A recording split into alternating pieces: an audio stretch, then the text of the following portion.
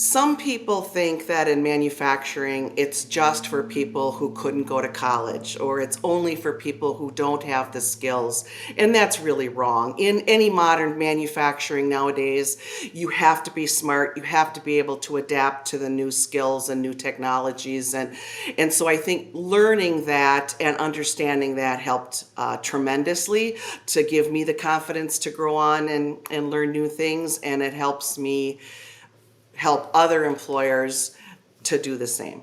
I think the role of adult basic education, especially in a working environment, needs to adapt to two things. And one is in a workplace, people have to produce. So the most expensive thing for employers is taking someone off the floor and understand that, right? So, how we schedule it is a big deal. The second thing is on any given shop floor, let's say in manufacturing, you're going to have people that have the skills that are illiterate to master degree. So how do you implement a class training program when you have that range of basic skills already and you want to implement, or an employer wants to implement something? So how to do something that's more self-paced or that is more adjustable to whether someone learns faster or slower or has the basics or needs the basics. I think all that really comes into play when we're trying to design new education programs for workers.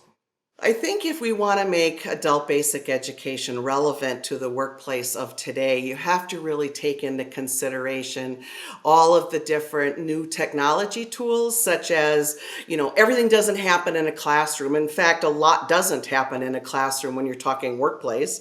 So you look at computer-based training where it's just one-on-one and, it's self-paced and they can do what they want. Or they can look at videos and learn different things. And or there's a Zoom. So now we don't have the geographic boundaries. We've got employers that have, plants all over the state or the country, and they can now have a class in one location that's just through a Zoom thing. So I think you really have to look at how do we incorporate all this in, and that all education and training just doesn't happen in a classroom the way we're used to from many years ago.